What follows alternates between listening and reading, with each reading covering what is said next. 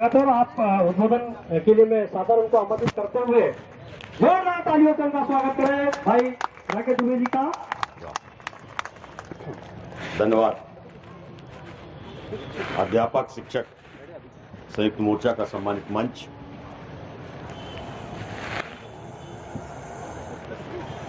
एक बहुत पुरानी फिल्म, उसका गाना याद आ रहा है। वादा तेरा वादा, वादे पे तेरे मारा गया बंदा है सीधा साधा।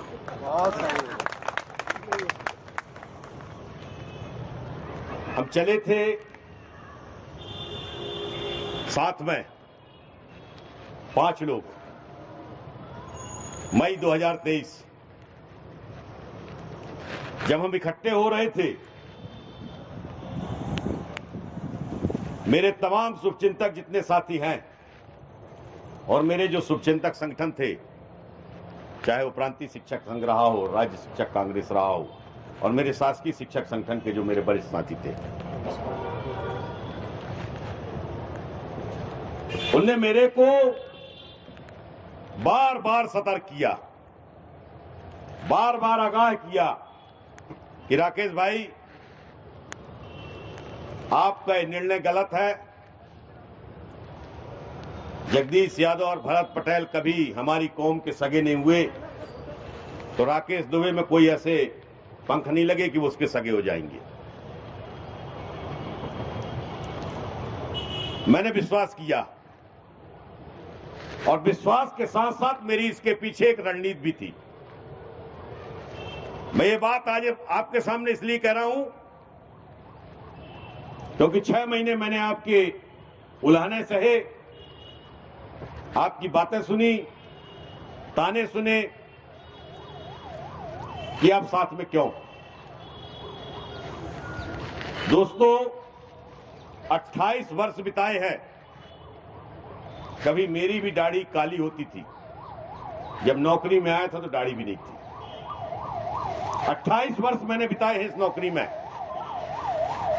28 वर्ष मैंने संघर्ष किया है, हर संघर्ष का साक्षी रहा हूं। यहां पर बैठे हुए उपेंद्र कौशल, जितेंद्र साख, भरत गोयल, कुछ ऐसे नाम हैं जो तब से हमारे साथ थे। आज हमारे अरे भाई अस्वस्थ होने के कारण नहीं आए, वो भी हर आंदोलन में साथ में रहे। मेरी रणनीति केवल ये थी कि जब 2018 में राष्ट्र शिक्षा सेवा का गठन हुआ,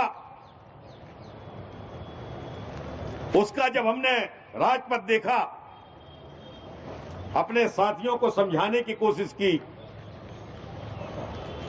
कि दोस्तों ये बहुत बड़ा धोखा है, इसका बहिष्कार करो,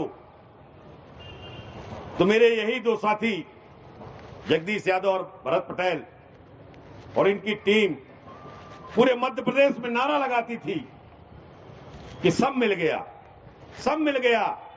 और मेरे साथियों ने आंख मूंदकर ऐसे फार्म भरे, ऐसे विकल्प भरे, जैसे एक समय बीएसएनएल की सिम लेने के लिए लाइन लगा के खड़े होते थे, बहुत पहले गैस का सिलेंडर लेने के लिए खड़े होते थे। वैसे मेरे साथियों ने सावन के महीने में बहनों ने न राखी का त्योहार देखा, न तीजा देखा, केवल फार्म भरा राष्ट्र शिक्षा सेवा का। और हम मूर्ख घोषित कर दिए गए कि सब मिल गया, हमारी तो आदत है विरोध की। पर आपको समझ में आया 2 माह के बाद, 2 वर्ष के बाद, जब 2006 के साथी क्रमोन्नत से वंचित हो गए, प्रथम क्रमोन्नत से, दूसरी क्रमोन्नत से वंचित हो गए 98 के साथी, तब आपको पता चला कि हम वाकई में सब मिल गया कि सब चला गया। और जो लोग पूरे मध्य प्रदेश में नारा लगा रहे थे कि सब मिल गया, मैंने उनको अपने साथ लेकर के 5 लोगों के संगठन ने, प्रांतीय शिक्षक संघ, राष्ट्र शिक्षक कांग्रेस, भरत भाई का संगठन पटेल जी का, जगदीश यादव का संगठन और शासकीय शिक्षक संगठन ने, इन दोनों से मध्य प्रदेश के संभाग में कहलवाया कि हमारा सब चला गया। हर संभाग में इन्होंने कहा कि हाँ हमारा सब चला गया, राज शिक्षा सेवा एक धोखा है। मेरा लक्ष्य न तो सम्मान समारोह था, न सम्मेलन था, न मोर्चा था। मेरा उद्देश्य जो था वो कल भी था, आज भी है कि मध्य प्रदेश के अंदर राज शिक्षा सेवा में नियुक्त हुए अध्यापक संवर्ग के सेवा अवधि की गणना उसके प्रथम नियुक्त दिनांक से करते हुए समस्त सत्रों के लिए उसकी वरिष्ठता मान्य की जावे। वो कल भी था, वो आज भी है। ऐसा है कि बहुत सी बातें कहने की होती है, बहुत सी कहने की नहीं होती है। किसी एक प्रसिद्ध शायर ने लिखा है कि सत्ता के इन गलियारों से क्या लेना, ऊंचे ऊंचे दरबारों से क्या लेना, मेरा मालिक मेरा ईश्वर तो मां रेवा मां नर्मदा है, इन आती जाती सरकारों से क्या लेना। मेरा उद्देश्य मुख्यमंत्री के दरवाजे की हाजिरी नहीं थी, न मुख्यमंत्री के दर्शन थे, न मुख्यमंत्री के साथ फोटो खिंचाना था।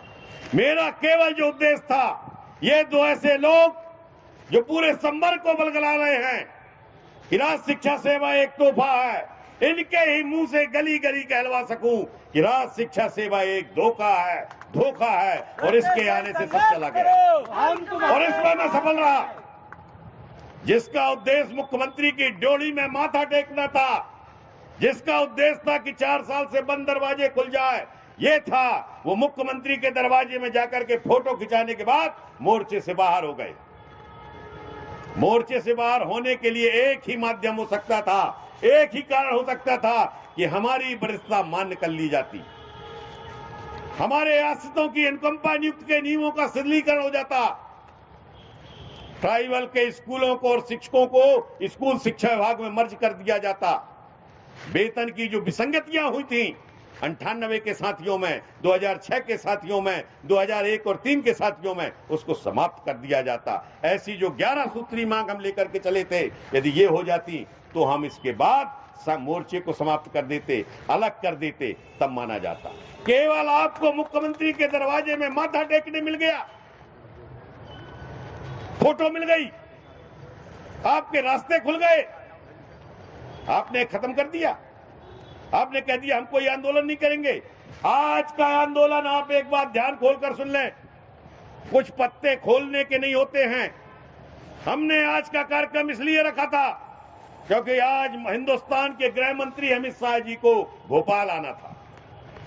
मैं दिखाना चाहता था कि अमित शाह जी के आने में यदि भीतरघात ना हो तो कभी परमिशन निरस्त नहीं होती।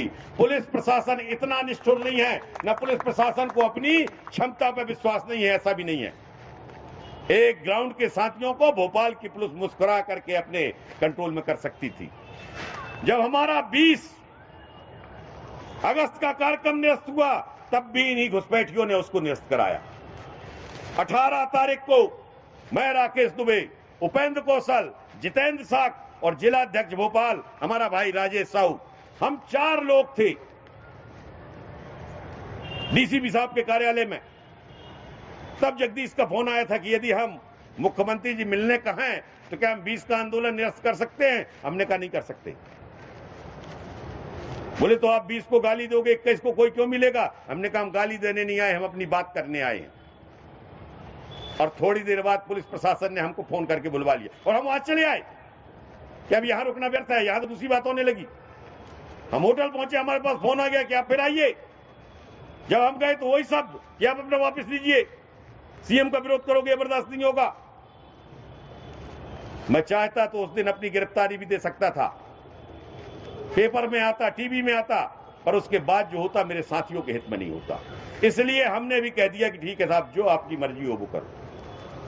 आज भी माननीय अमित शाह जी का कार्यक्रम था, पुलिस प्रशासन के लोग बैठे हैं, वो तो कल शाम को कैंसिल हुआ।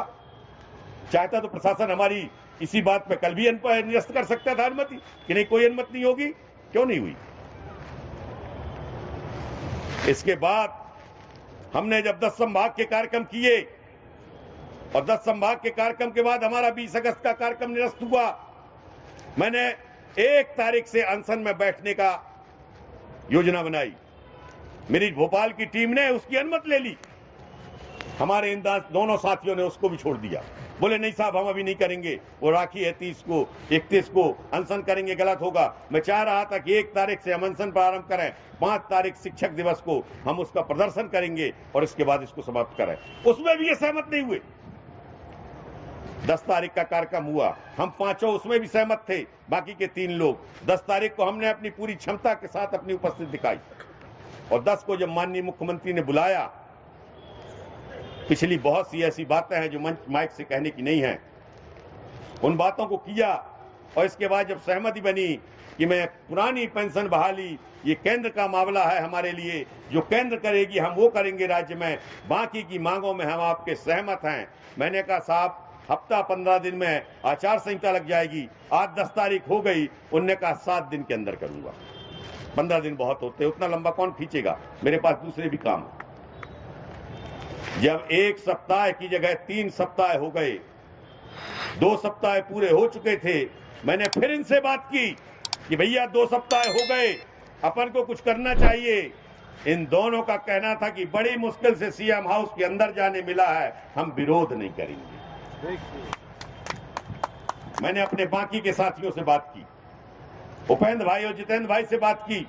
मैंने कहा भाई हम अब नहीं पीछे हटेंगे, हमारे साथ धोखा हो रहा है, आप अनुमति के लिए आवेदन लगाइए।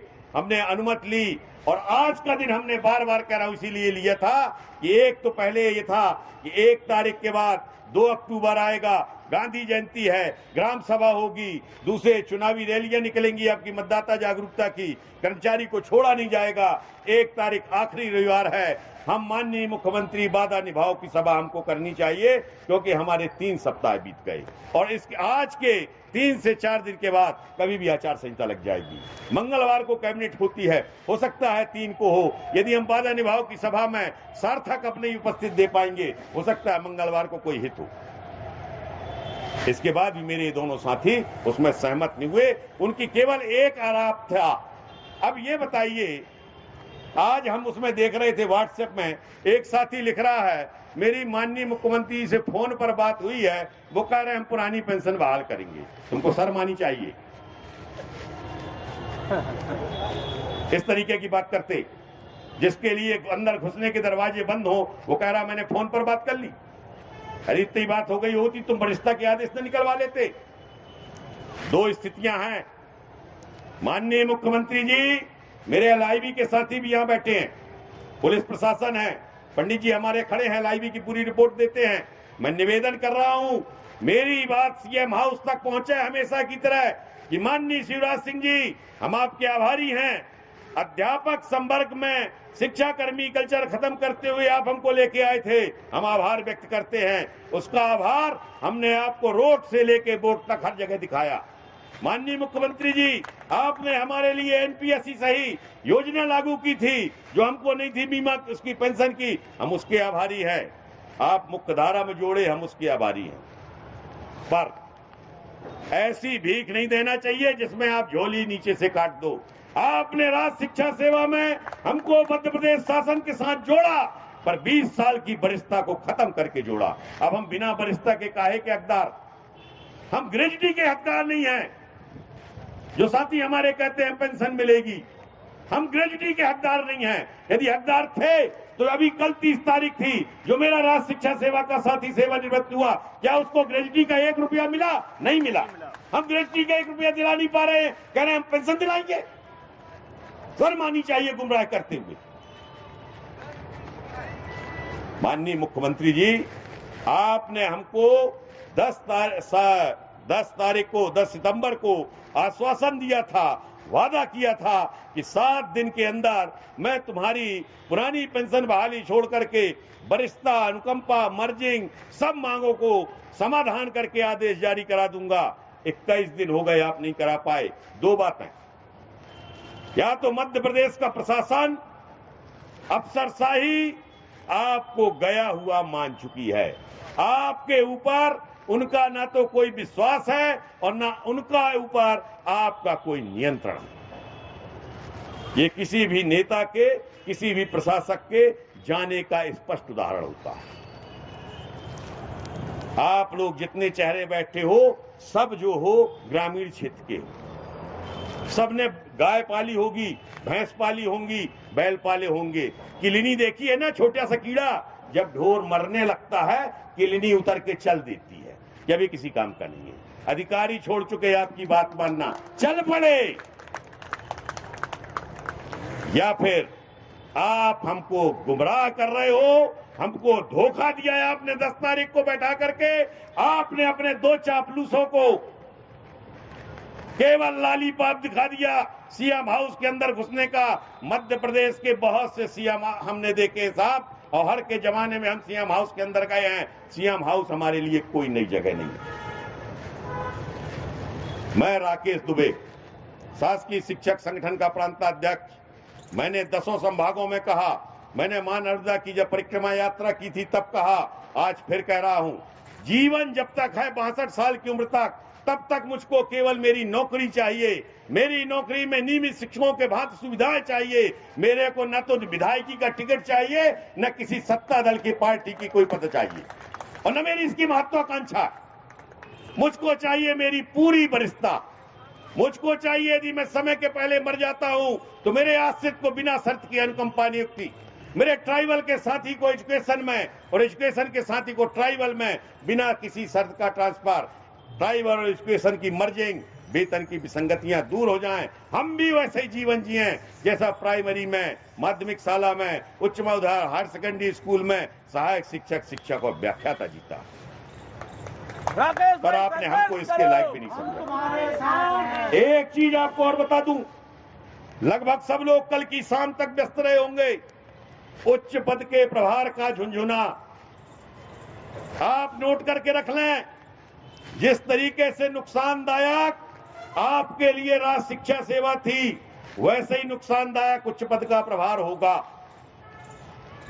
स्पष्ट लिखा है उसमें, आपके आदेश में नीचे की कंडिका है। इसमें आपको किसी प्रकार के आर्थिक लाभ की पात्रता नहीं होगी। आप उच्च पद के किसी भी लाभ की मांग नहीं करोगे। इसकी वरिष्ठता की गणना किसी अन्य पदोन्नति के लिए भी नहीं होगी। जब कुछ नहीं होगी तो क्या होगी? पल्लेदारी। ये केवल ये कर रहे हैं कि हायर सेकेंडरी, हाई स्कूल के प्रिंसिपलों के जो पद खत्म हो गए हैं, वो सीधी भर्ती के और पदोन्नति के पद है, वो ना करना पड़े हमारे संवर्ग का। इसलिए उच्च पद के प्रभार का झुंझुना पकड़ा दिया, और हमारा साथी टूट पड़ा उसके लिए। 8-9 बजे तक काउंसलिंग करा रहा है, सारे दांव पेच लगा रहा है। मेरा निवेदन है, हम कोई हम्बाल एसोसिएशन के लोग नहीं हैं, हम कोई ऐसे लोग नहीं हैं जिनका पढ़ाई से वास्ता न रहा हो। हम बौद्धिक लोग हैं, हम बुद्धिजीवी हैं। हर काम को करने के पहले, हर सुविधा को लेने के पहले, हर बात के पहले हमको अपना खुद का लाभ और हानि दोनों चीज देखनी चाहिए। ये हम नहीं देख पाते। मैं आज 4 बजे हमने पुलिस प्रशासन को इस बात का वादा किया था कि हम शांतिपूर्ण कार्यक्रम के बाद 4 बजे अपना ज्ञापन सौंपेंगे। 4 बजने जा रहे हैं। मैं अपनी बात को समाप्त करने के पहले मध्य प्रदेश शासकीय शिक्षक संगठन की तरफ से, चूंकि मोर्चे के मेरा जो 3 लोग थे बचे थे, उसमें से मनोहर दुबे जी बीमार होने का नागपुर में भर्ती हैं, राकेश नायक जी के ससुर साहब का निधन हो गया, उनके दोनों के प्रतिनिधि यहां पर हैं। इनकी सहमत से इस बात की घोषणा करता हूं कि मध्य प्रदेश के अंदर आज से जब तक माननीय शिवराज सिंह जी चौहान मुख्यमंत्री रहेंगे, मैं और मेरा साथी किसी प्रकार की याचना या ज्ञापन अब उनके सामने नहीं करेंगे। तुम चाहे 1 माह रहो, 1 साल रहो, 10 साल रहो, तुम्हारी कुर्सी तुमको मुबारक, हमारा जीवन हमको मुबारक। हम जो करेंगे संघर्ष करेंगे, सड़क में करेंगे, तुम्हारे सीएम हाउस के अंदर नहीं जाएंगे, तुम्हारे किसी वादे पे विश्वास करेंगे। यदि लड़का अपने बाप पे विश्वास न करे, प्रजा अपने राजा पे विश्वास न करे, शासन पे, प्रशासन के मुखिया पे विश्वास न करे, तो फिर किस पे करे? जब तुम झूठे निकल सकते हो, तुम जब अपने इस तरीके की बातों को कह के मुकर सकते हो, तो आज के बाद माननीय मुख्यमंत्री जी, हम शिक्षक हैं, गुरु हैं, हमारी वाणी लगे।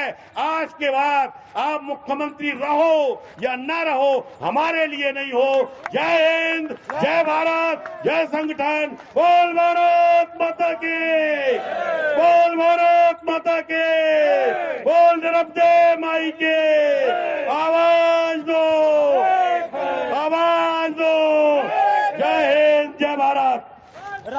राकेश दुबे संघर्ष करो, हम तुम्हारे साथ हैं। राकेश दुबे संघर्ष करो, हम तुम्हारे साथ, धन्यवाद। हम सब एक धन्यवाद। बता दो ज्ञापन देंगे। अब मैं हमारे जितेंद्र साकी जी को यहाँ आमंत्रित करूंगा, प्रांतीय महासचिव जी को, वो आभार व्यक्त करें। इसके बाद जनगणमन का राष्ट्रीय गान होगा, इसके बाद ही जाएंगे। भैया 2 मिनट थोड़ी सा, अपन प्रशासन के लोग आ गए हैं। अपन जनगणमन करने के बाद यहाँ से गेट तक रैली के रूप में जाके ज्ञापन देंगे। आपने बहुत समय दिया, धन्यवाद। 10 मिनट हेलो हेलो, जनगणमन के बाद कोई भी साथी हमारा जाए रहे आज के इस कार्यक्रम में